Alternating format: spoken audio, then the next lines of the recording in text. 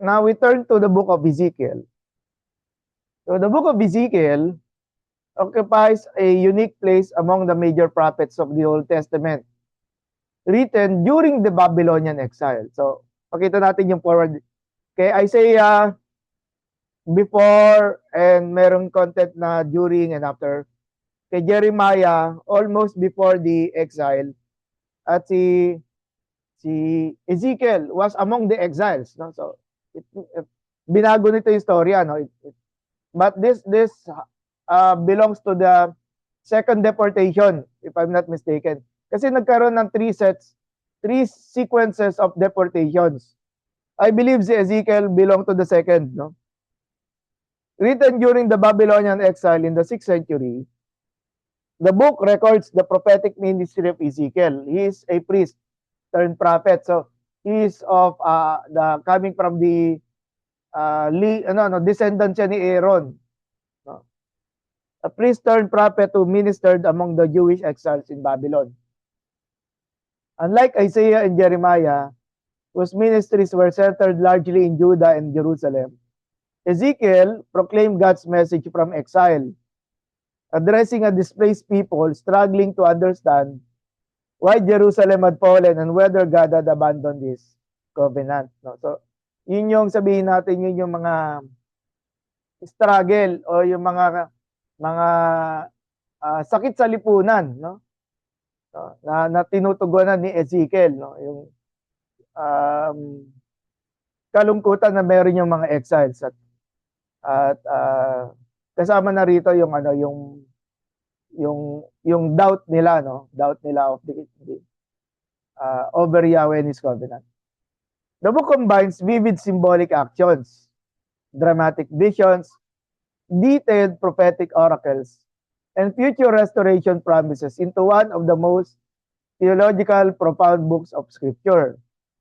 The reference material identifies the book as presenting itself as the first-person account of Ezekiel, a priest from among the first deportees taken to Babylon in 593. And historically, Ezekiel ministered during one of Israel's darkest periods. The Babylonian Empire had conquered Judah, deported many of its leading citizens, and eventually destroyed Jerusalem and Solomon's Temple in 586. Living among fellow exiles, Ezekiel confronted a community filled with confusion, false hope, spiritual rebellion, and spiritual rebellion. His ministry sought to explain that Judah's destruction was not evidence of God's weakness, but rather the consequences of persistent covenant unfaithfulness. One distinctive characteristic of Ezekiel is its literary style. Unlike many prophetic books that consist primarily of poetic oracles, Ezekiel contains extensive prose narrative, autobiographical accounts, yung paggamit po ng first person na I, ako, ganito, o kaya naman yung plural na may kasama siya, so we. The prophet rather repeatedly introduces God's messages with first person narration, emphasizing his direct encounter with the Lord. Throughout the book, Ezekiel performs dramatic symbolic acts, including lying on his side, no? Shaving his head and constructing miniature models of Jerusalem to communicate God's coming judgment.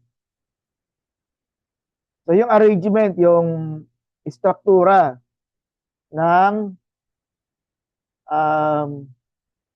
book of Ezekiel. The structure of the book follows carefully organized theological progression. Chapters 1 to 24 contain prophecies of judgment delivered before Jerusalem's destruction. So, he was brought into exile kasi nga kabilang siya sa ilan sa mga nauna na dineport.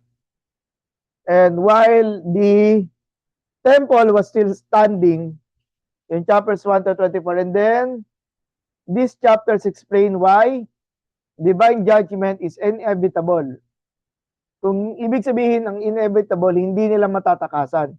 Kailangang mangyari ito para tugunan yung yung justice, yung hustisya ng Diyos, no? And chapters 23, 25 to 32 pronounce judgment against Israel's neighboring nations, demonstrating that the God of Israel exercises authority over every nation, not merely his covenant people, no? Kasi nga nandoon yung yung theological struggle of the Jews against these pagan nations, na kung ang Diyos ng mga Hudyo ang tunay na Diyos, bakit hinayaan silang matalo? Bakit hinayaan ng Diyos ng mga Hudyo na hindi lang matalo, mawasak pa ang kanilang bansa at disengage, no? Yung Davidic kings, yung mga descendants ni David at saka nila Solomon. Finally, chapters 33 to 48 shift dramatically from judgment to hope, no? Like the Psalms, yung mga Psalms, it sometimes provide judgment over sin, merong lamentation, pero it goes back do sa pag-asa, no? Yung pagbabalik do sa pag-asa na binibigay ni Yahweh. A shift from judgment to hope, presenting promises of restoration, national renewal, a future Davidic shepherd, the vision of the valley of dry bones, and the magnificent vision of a restored temple and renewed land. This progression from judgment to restoration reflects God's consistent covenant pattern throughout Scripture. Discipline is never God's final word toward His redeemed people. Parang doon din yata kinuha ng author ng Hebrews, no? Book of Hebrews, that na dinidisiplina ng Diyos ang kanyang mga tunay na anak. Pinapairal dito ang kanyang tungkulin at karapatan bilang magulang para parusahan ang kanilang anak, para itama yung mali na ginagawa. And then, the holiness and the glory of God. Theologically, the dominant theme of Ezekiel is the holiness and glory. No prophetic book emphasizes God's majesty more vividly than Ezekiel. The opening vision portrays God's glorious throne chariot surrounded by dazzling brightness, heavenly creatures, and overwhelming power. Note, itong mga images nito ay nakita rin ni Apostle John in some different manner, no? Sa Book of Revelation. God's glory is not confined to Jerusalem or the temple, but is sovereign over all creation. So isa itong bagay na pinapatotohanan ni Ezekiel na kahit siya ay nasa exile, no? Nakikita niya, napapatunayan at nararamdaman niya na ang presensya ni Yahweh ay kahit na nasa ibang bansa. Yeah. This revelation profoundly challenged the exiles who may have assumed that God's presence remained permanently attached to Jerusalem. Now, punta naman tayo doon sa kabilang side, sin and human responsibility. After talking about holiness, closely connected to God's holiness is Ezekiel's teaching concerning human sinfulness and personal responsibility. The prophet rejects the popular belief that the exiles were suffering only because their ancestors' sins. Instead, Ezekiel teaches that every individual bears a responsibility before God. Each generation must answer for its own covenant faithfulness or rebellion. At ang isang bagay na alala natin dito ay sa Book of the Judges, no? Kung saan generation after generation, meron silang cycle, merong pagsisisi, and then babalik na naman sa kasalanan, tapos sila na naman ay parurusahan ng Diyos sa pamamagitan ng mga pagan na neighbors, no? Each generation must answer for its own covenant faithfulness or rebellion.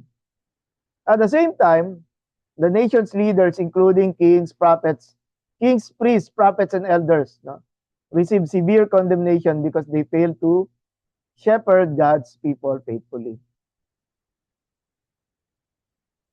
And then, ang important tema the promise of restoration. The most encouraging section of Ezekiel concerns God's promises of restoration.